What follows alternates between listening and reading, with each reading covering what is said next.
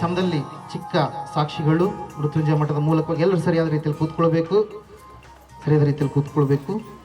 ಬೇಗ ಬೇಗ ಬರಬೇಕು. ಯೇಸಪ್ಪಣ್ಣವರು, ಬಸವನಗುಡಿದೊಳಗೂರು, ಬಾಲಪ್ಪಣ್ಣ ಸಾಕ್ಷಿ ಹೇಳುವುದಕ್ಕಾಗಿ ಬೇಗ ಬಾಲಪ್ಪಣ್ಣವರು ದೊಡ್ಡ ಸಾಕ್ಷಿ. ಅದು ಸಾವಿನ ದವಡಿಯಿಂದ ದೇವರು ಪಾರು ಮಾಡಿರುವಂಥದ್ದು. ಮುಂದುಗಡೆ ಬಂದು ಹೇಳಬೇಕು. ದಯವಿಟ್ಟು ಡೆಂಗ್ಯೂ ಜ್ವರದಿಂದ ಬಳಲುವಂಥ ಸಮಯದಲ್ಲಿ ಪ್ರಾರ್ಥನೆ ಮಾಡೋದ್ರ ಮೂಲಕವಾಗಿ ದೇವರು ಅದ್ಭುತ ಮಾಡಿರುವಂಥದ್ದು. ಅಯ್ಯಮ್ಮಕ್ಕವರು ಬೇಗ ಬರಬೇಕ್ರಿ.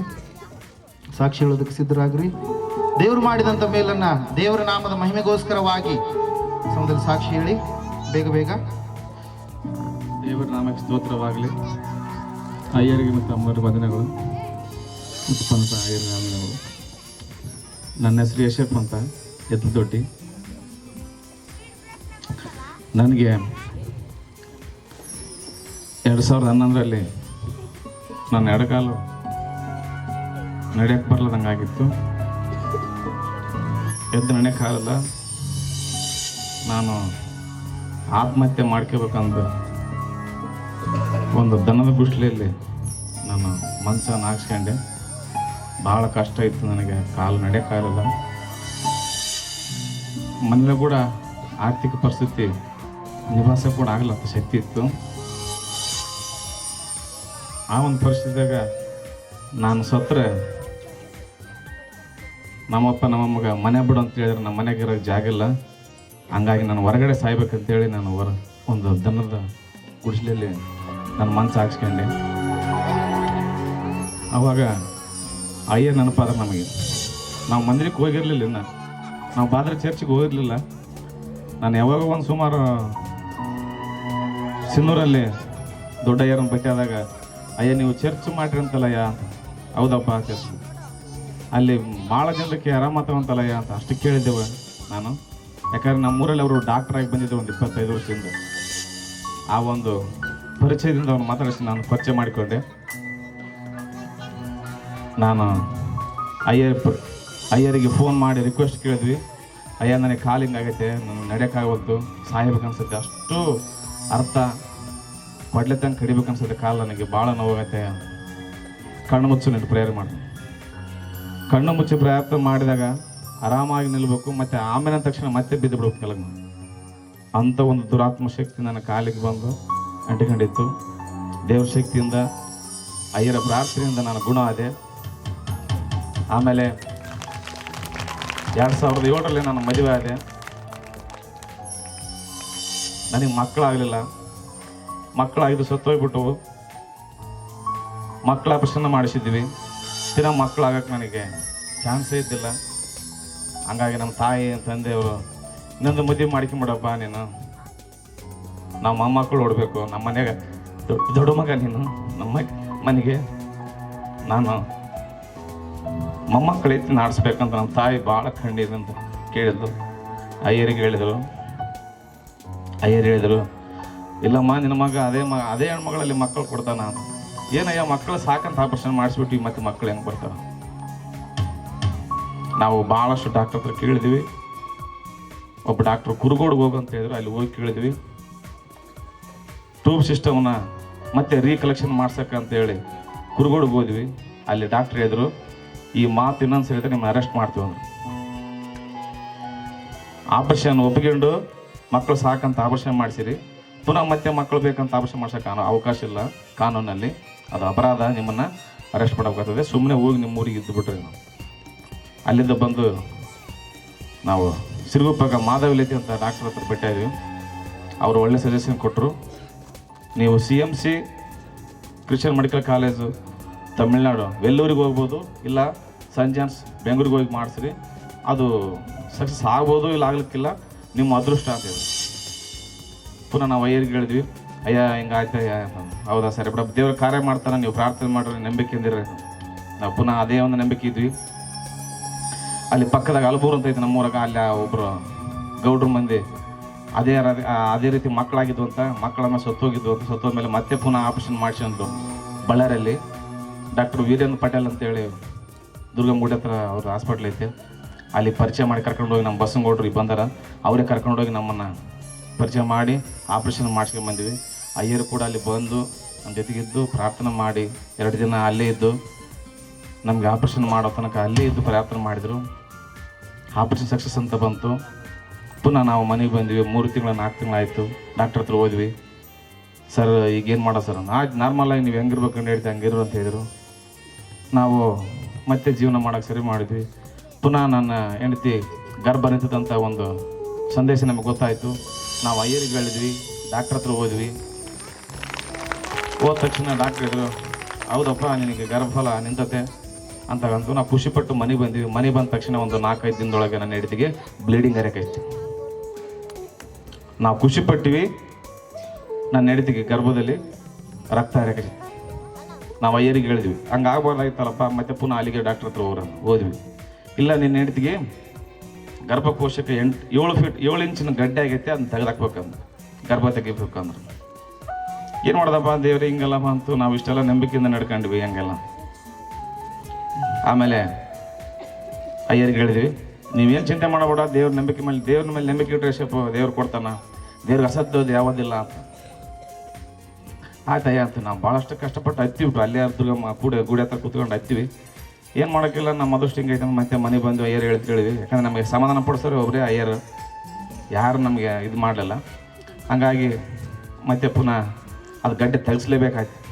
ಇಲ್ಲರ ನಿನ್ನ ಹೆಂಡತಿಗೆ ಭಾಳ ತೊಂದರೆ ಐತೆ, ಅದನ್ನ ತೆಗಿಸ್ಲೇಬೇಕಂತ. 7 ಇಂಚು ಗಡ್ಡೆ ಆಗಿತ್ತು. ಸ್ಕ್ಯಾನಿಂಗ್ ರಿಪೋರ್ಟ್ ಒಬ್ಬರಲ್ಲ 3 ಡಾಕ್ಟ್ರ್ ಹತ್ರ ಟೆಸ್ಟ್ ಮಾಡಿಸಿದ್ವಿ. 3 ಮತ್ತೆ ಒಬ್ಬ ಡಾಕ್ಟ್ರ್ ಹತ್ರ ಹೋದ್ವಿ. ಅಂತ ಏನು ಮಾಡಿದಿರಿ ಅಂತ ಎಲ್ಲ ಹೇಳಿದ್ವಿ. ಹಿಂಗೆಲ್ಲ ಮಾಡಿದ್ವಿ ಸರ್, ಮಕ್ಕಳು ಇದ್ದಿಲ್ಲ, ಹಿಂಗೆ ಆಪ್ರೇಷನ್ ಮಾಡಿಸ್ತೀವಿ. ಹುಚ್ಚ ಮಕ್ಕಳು ಸಾಕಂತ ಆಪ್ರೇಷನ್ ಆಮೇಲೆ ಮತ್ತೆ ಮಕ್ಕಳು ಬೇಕಂತ ಮಾಡೋರು ಇಲ್ಲಿಲ್ಲ, ಫಾರಿನ್ದಾಗ ಇದ್ದಾರೆ ಡಾಕ್ಟ್ರ್ ಅಂತ. ಹಂಗೆ ಮಾಡಿಗೆ ನಾನು ಬರೀ 700 ರೂಪಾಯಿ ನಿನಗೆ ಆಪ್ರೇಷನ್ ಮಾಡಿ ಕಳಿಸ್ತೀನಿ. ಇಂಥವೆಲ್ಲ ನಡೆದಿಲ್ಲ. ಎಷ್ಟೋ ಮಂದಿ ಮಕ್ಕಳನ್ನ ಸತ್ತೋಗ್ಯಾರ.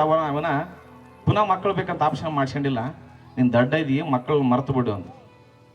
ಆಯ್ತು ಸರ್, ನೀನು ತಮ್ಮರು ಇದಿರಲ್ಲ, 5 ಇಬ್ಬರು ಇದ್ದಾರೆ ಸರ್. ಆಯ್ತು ತಮ್ಮನ ಮಕ್ಕಳು ನೋಡ್ಕೊಂಡು ನೀನು ಆರಾಮಾಗಿರೋದು. ಆಯ್ತು ಸರ್ ಅಂತ ಅದೇ ನಂಬಿಕೆ ಮೇಲೆ ಮತ್ತೆ ಬಂದ್ವಿ. ಅಯ್ಯರಿಗೆ ಹೇಳಿದ್ವಿ, ಹಿಂಗಂದ್ರೆ ಅಂತಂದು ಏನಾಗಲ್ಲ, ನಂಬಿಕೆ ಇರೋದು. ಡಾಕ್ಟ್ರ್ ಹಂಗಂತಾರ, ಅಯ್ಯರ್ ಹಿಂಗಂತ. ಅಯ್ಯರ್ ಏನಂತಾರ, ನಂಬಿಕೆಂದಿರೋ ನೀನು, ನಂಬಿಕೆಂದಿರೋ. ಅವಾಗ ತೀರ್ಮಾನ ಮಾಡಿದ್ವಿ.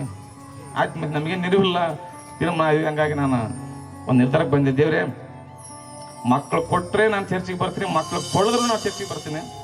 ನನ್ನ ಮಕ್ಕಳಂತ ನಿನ್ನ ಜೀವನ ನಾನು ಕೇಳಂಗಿಲ್ಲ, ನಿನ್ನ ಇಷ್ಟ, ನಿನ್ನ ಚಿತ್ತ, ನೀನು ಏನು ಮಾಡ್ತೀಯ ನಾನು ಅದಕ್ಕೆ ಸರಿಯಾಗಿ ನಿನ್ನ ನಡ್ಕೊಳ್ತು. ನಾನು ಅಯ್ಯರಿಗೆ ಹೇಳಿದ್ವಿ. ಅಯ್ಯರ್ ರಾತ್ರಿ ಅಮ್ಮವ್ರಿಗೆ ದರ್ಶನ ಕೊಟ್ಟರು ದೇವರು.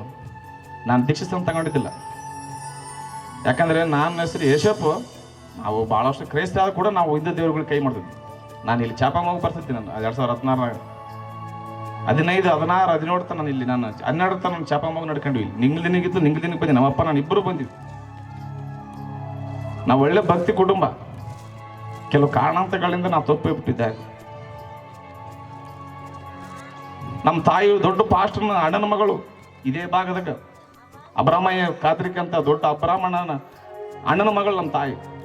ಅಂತ ಕುಟುಂಬ ಇದ್ರು ಕೂಡ ನಾವು ಹಿಂದೂ ದೇವ್ರನ್ನ ಆರಾಧನೆ ಮಾಡಿಬಿಟ್ಟಿವಿ. ಎಲ್ಲಿ ಗಿಡ ಕಾಣ್ತದೆ ಅಲ್ಲೆಲ್ಲ ಕೈ ಮುಗಿದ್ಬಿಟ್ಟೆ. ನಾನು ದೊಡ್ಡ ಪಾಪ ನನಗೆ ಭಾಳ ಮನಸ್ಸು ಈಗ ನೆನೆಸ್ಕೊಂಡ್ರೆ ಭಾಳ ನಾನು ಎಷ್ಟು ಕೆಟ್ಟದಾಗಿ ನಡ್ಕೊಂಡಿನ ದೇವ್ರ ವಿರುದ್ಧವಾಗಿ ಅಂತ ನನಗೆ ಅನ್ಸುತ್ತೆ. ಆಪರೇಷನ್ ಮಾಡಿದ್ವಿ, ಮನೆಗೆ ಬಂದ್ವಿ. ಪುನಃ ನನ್ನ ಮಕ್ಕಳಾಗಲ್ಲ ಅಂತ ಹೇಳಿದ್ರು. ಅಮ್ಮವರಿಗೆ ದರ್ಶನ ಆಯ್ತು. ನನಗೆ ದೀಕ್ಷೆ ಸ್ಥಾನ ಕೊಡಬೇಕು ಅಂತ ಅಯ್ಯರು ಹೇಳಿದ್ರು. ದೀಕ್ಷೆ ಸ್ಥಾನ ತಗೊಂಡೆ.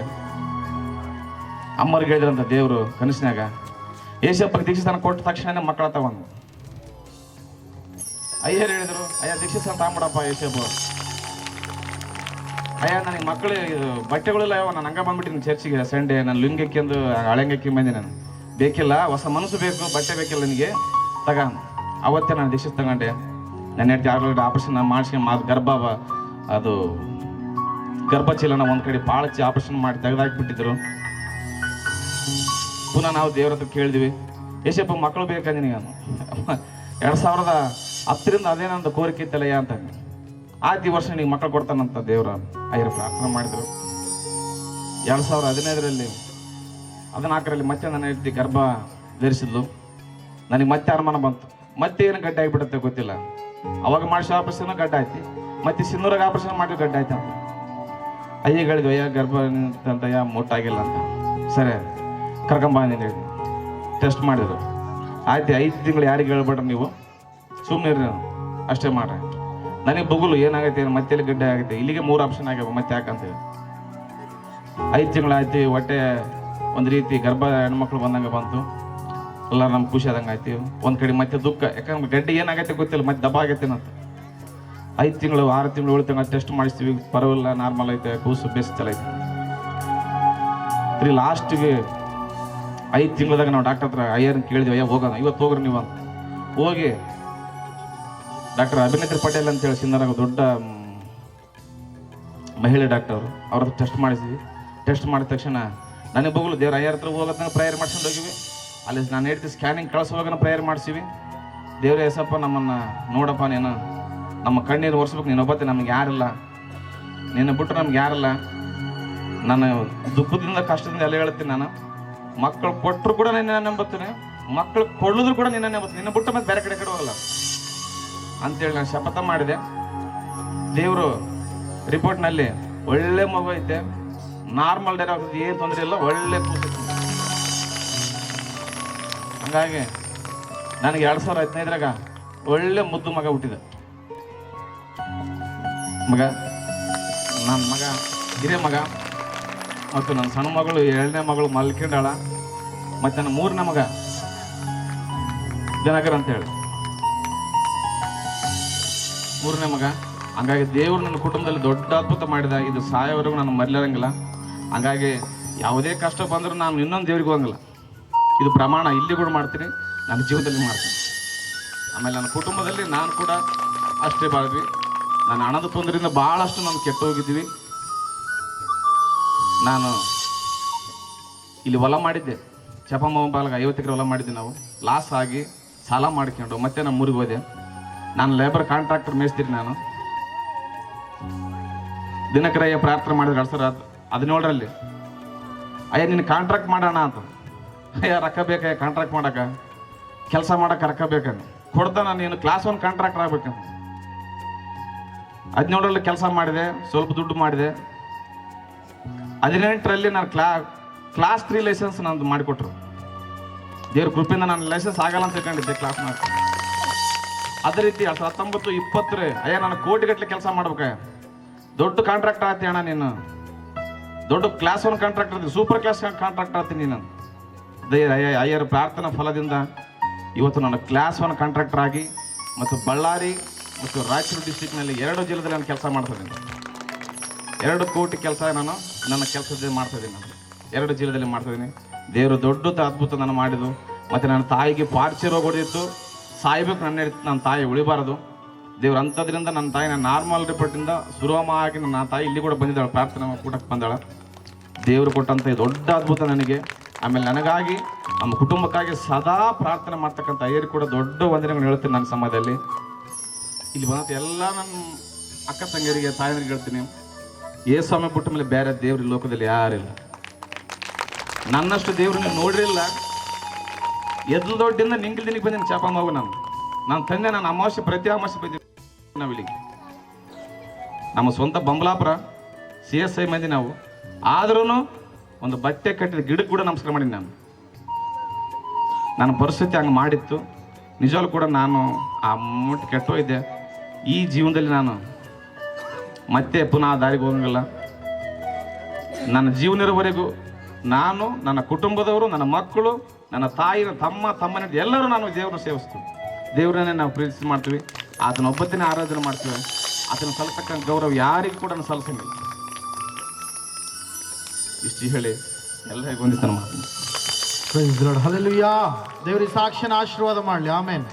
ಕ್ವಿಕ್ಕಾಗಿ ಸಂಕ್ಷಿಪ್ತವಾಗಿ ದಯವಿಟ್ಟು ಹೇಳಬೇಕು.